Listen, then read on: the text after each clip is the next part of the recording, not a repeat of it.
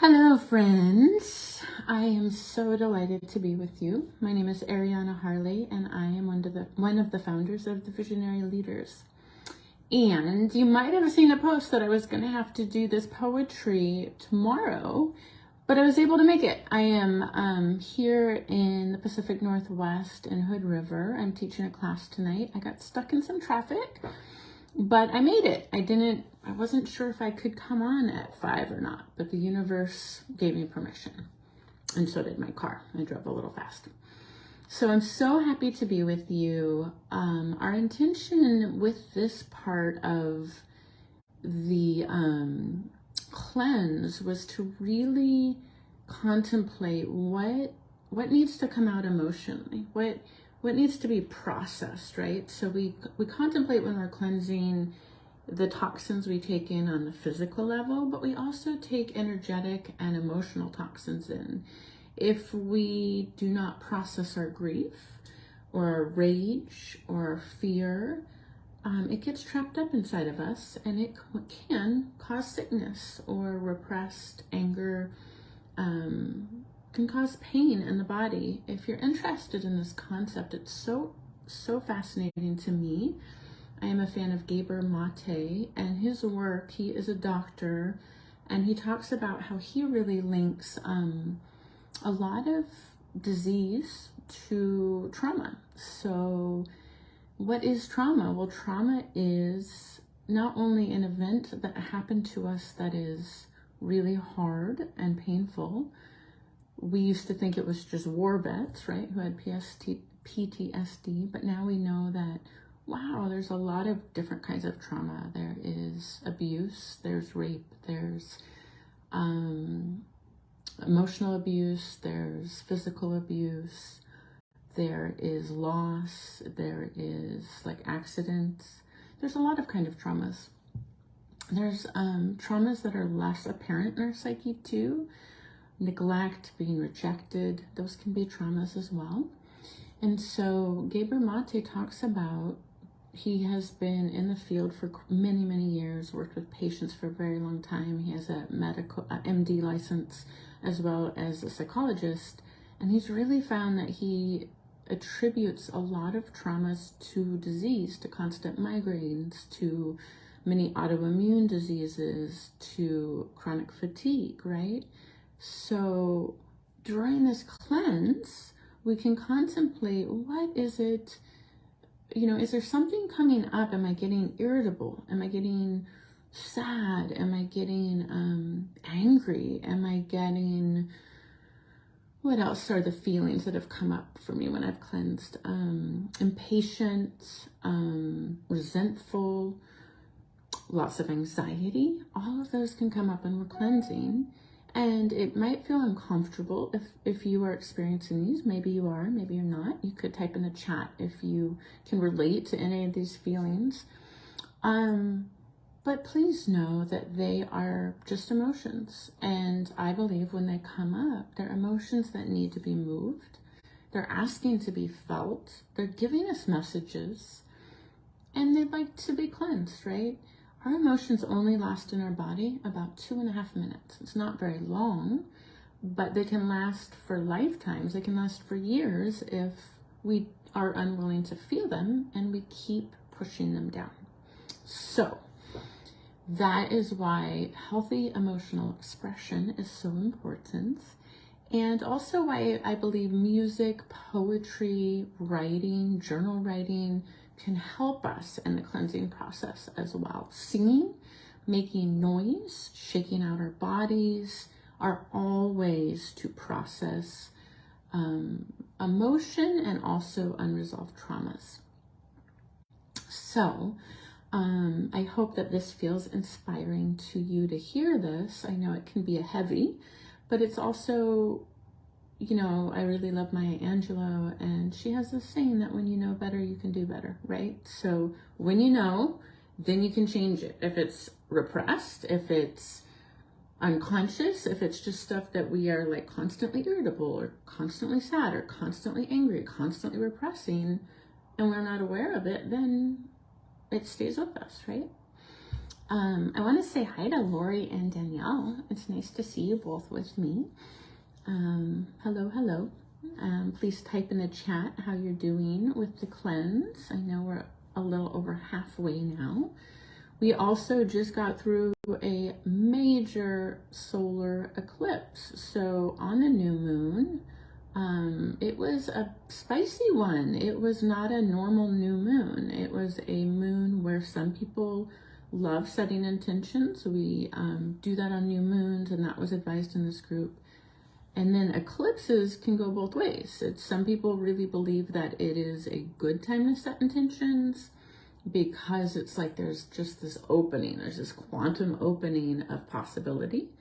And others are of the school that on an eclipse, you kind of just lay low. You don't set a lot of intentions. It's like the light's going away.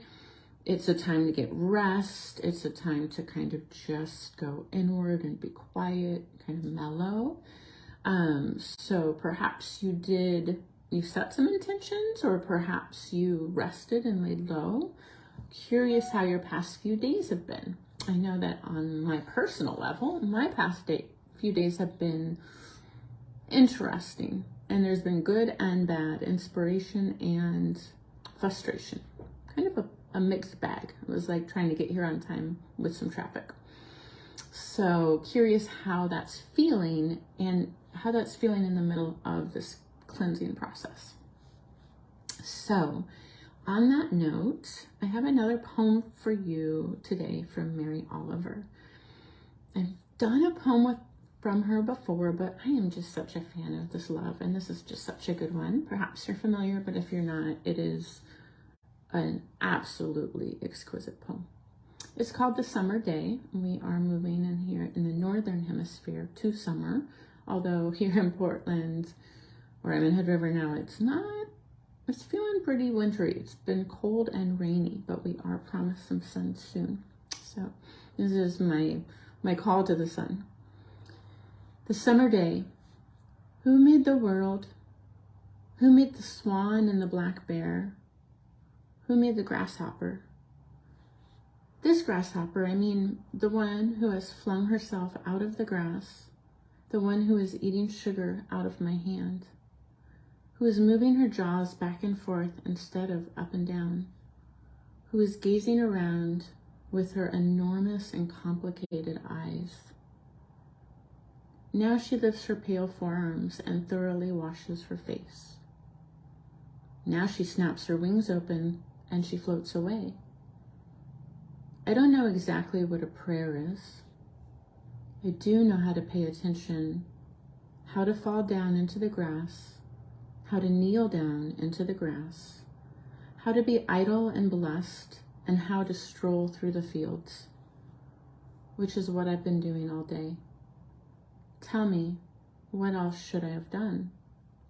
Doesn't everything die at last and too soon? Tell me, what is it you plan to do with your one wild and precious life? And perhaps you have heard that last line quoted. It just gives me the chills every time I hear it. And so please tell me what it is you plan to do with this one wild and precious life. Sometimes we can get stuck in past regrets. Oh, I wish things would have been different. Oh, I wish I would have taken this opportunity 20 years ago. Things like that come up, and our inner critic can criticize us and say, especially with social media, we can compare ourselves to one another, and we can say, look, I'm not doing as well as this person. Why am I in the cold Portland winter when this person's in Hawaii on the beach, happy and doing fabulous, and I'm having a hard day stuck in traffic, right? These kinds of thoughts. Perhaps you can relate on your own inner critic. But that's what I'm getting at. We all have it, right? The inner critic that compares and then berates ourselves for the things and the ways that we fall short.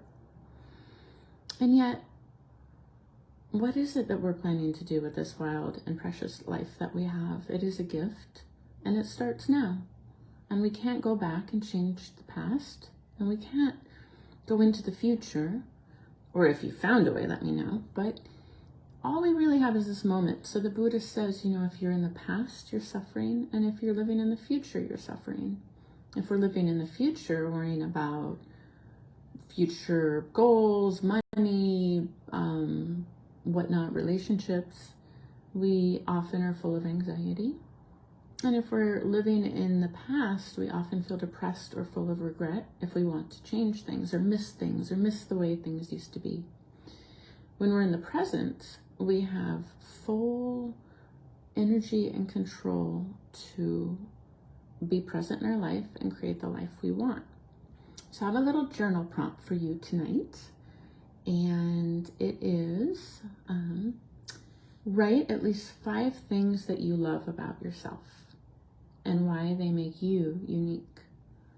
I encourage you to do this with a pen and paper if possible. I know that many people are using devices these days. I do. I'm coming to you live from them, reading off my computer.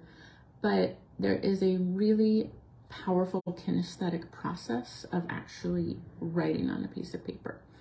If that doesn't work for you, you can type them. You could say them out loud. But I invite you to brainstorm what it is that you love about yourself. And then notice what comes up. Do you feel resistance to doing that? Do you not do it? Do you do it and feel sad? Do you feel ashamed? Do you feel proud? Do you feel like, oh, I know it. It's 1, 2, 3, 4, 5, and I got 10 more. There's no right or wrong. I'm just curious what comes up for you. And how do you treat yourself when they come up? It's really easy for our minds, because our minds are neurowired for survival, to come up with the negative things we don't like. That's very easy. Yet we have to work a bit on our neurowiring to focus on the positive and to train our brain to focus on the positive. So that's an active state. So I'm curious if you want to share them. I would be very curious. I will read the comments, and if you don't, no problem. You don't have to. Whatever is comfortable. But I'm curious what will come up for you. And I'm going to say goodbye to you. I actually have to go, and I'm going to be teaching a class tonight in the Gorge about grief. So I'm going to go and hop in the car and drive to do that. But I do want to say hello to Contessa and hello to Michelle. I know that Mary Oliver poem is so good, huh, Michelle? So beautiful. And Contessa says, a lot is coming up and out. It has been intense. Oh, girl, I feel you. Whew. It has been an intense few days for me, if not longer, but definitely this week has been intense. And then she says, all of the emotional support here is counteracting that hardship. I love that. I feel that too. And that is, from my study, I've studied a lot about counseling, transpersonal psychology, and the power of connection. And that is how we can move through the trauma, is we can connect and find sacred and loving and safe connections with other people. And there is a saying in my counseling group that we get hurt via connection, and we can also be healed via connection. And so I encourage you, who can you connect with? Do you notice if you have a really good conversation with a girlfriend when you're frustrated, or a friend, it doesn't even have to be a girl, but do you feel better afterwards? Do you feel better when you can tell someone what's going on with you? Often they don't need to fix it.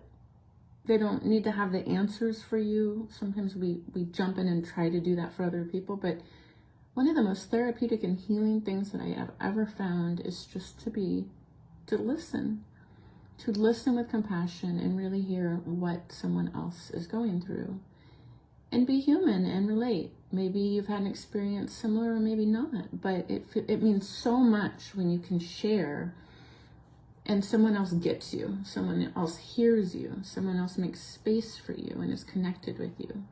There's also a theory from Gabriel Mate in trauma work that actually the trauma stems from not actually the event, which could be horrible and really impactful. I'm not negating that. But in a horrible and impactful event, whatever it may be, the trauma happens when he asked the question, who did you go to for help? Who did you tell? And most often, people struggling and suffering from trauma told no one. They felt like they had to carry this weight all by themselves, often from very young, this happens to us when we're children. And for whatever reason, we didn't get the support we needed. And we hold that weight, we hold that pain inside. And a beautiful, beautiful process is to get vulnerable and share it with someone who's safe, and actually realize you don't have to be alone and carry that weight all by yourself. So there is so much more I could speak to on this. It's pretty much my passion and what I do for coaching work, but I will leave it at there. I'm sending you all love. I saw Crystal, you joined. Hello, Crystal. I'm glad that you could join. I love seeing all of your names up. And, oh yes, Contessa, I am so grateful that Mary Oliver left her poetry behind. Oh, just enormous wealth, isn't it? I'll have a new poet for you next week, unless I just completely go crazy on Mary Oliver again. But I think I have some other poems in mind. And I wish you a wonderful weekend. I encourage you to be tender with yourself. This solar eclipse is really doing some deep work on us, and then cleansing does deep work on us. So I just sense so much tenderness. You're doing a great job. I'm proud of you. I see you, all you who are here with me, and if you're joining me live, I just want to say you're doing a really good job wherever you're at, even if it's imperfect, because we're all imperfect. If no one's told you that today, I'm going to tell you that, because sometimes we need to hear that we're just doing a good job. And again, please take advantage of the journal prompt. One more time, what are 5 things that you love about yourself? And then expand on why. What makes you proud? Those are great things to bring to mind when we're feeling like things are rough.